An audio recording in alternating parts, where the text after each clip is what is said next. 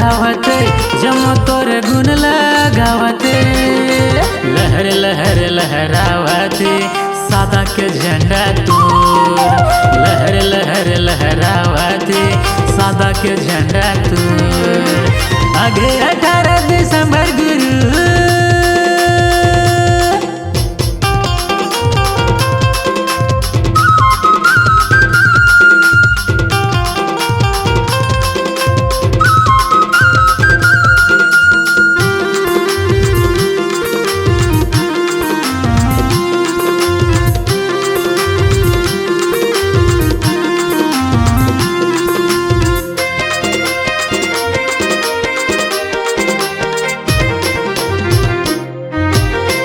महिमा के गुरु घास कत का करम बखान तोर महिमा है महान बाबा तोर महिमा है महान तोर महिमा है महान गुरु तोर महिमा है महान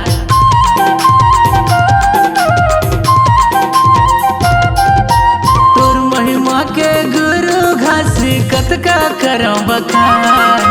तोर महिमा है महान बाबा तोर महिमा है महान तोर महिमा है महान गुरु तोर महिमा है महान आगे 18 दिसंबर गुरु आगे 18 दिसंबर बाबा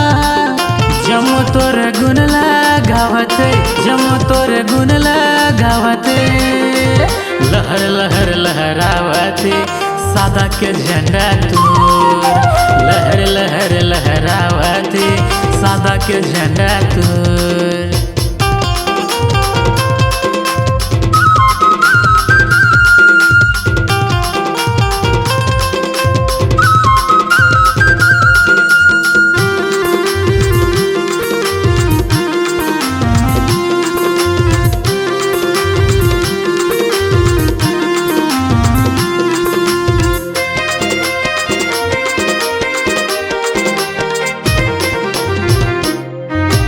जंगल झाड़ी और डोंगरी पहाड़ी मतनला तोर तपाए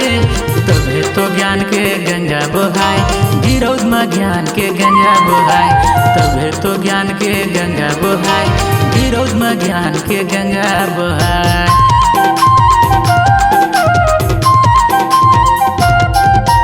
जंगल झाड़ी और डोंगरी पहाड़ी मतनला तोर तपाए तबे तो ज्ञान के गंगा बहाय गिरौद में ज्ञान के गंगा बहाय तबे तो ज्ञान के गंगा बहाय गिरौद में ज्ञान के गंगा बहाय आगे 18 दिसंबर गुरु आगे 18 दिसंबर बाबा जमो तोर गुण लगावते जमो तोर गुण लगावते लहर लहर लहरावते सादा के झंडा तोर लहर लहर लहरावते सादा के झंडा तोर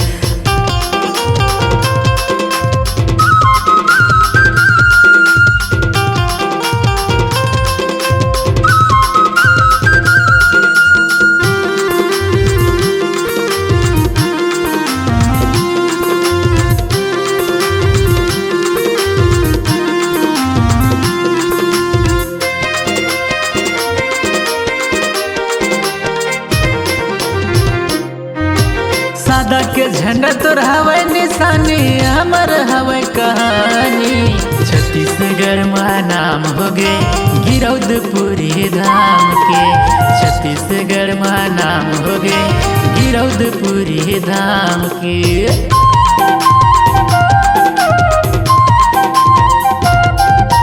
सादा के झंडा तोर हवै निशानी हमर हवै कहानी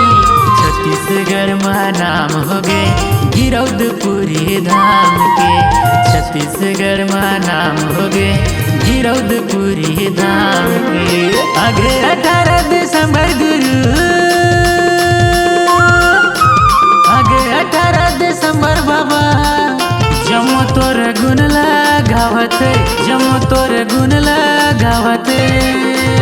लहर लहर लहरावते सादा के झंडा तोर लहर लहर लहरावते सादा के झंडा तोर लहर लहर लहरावते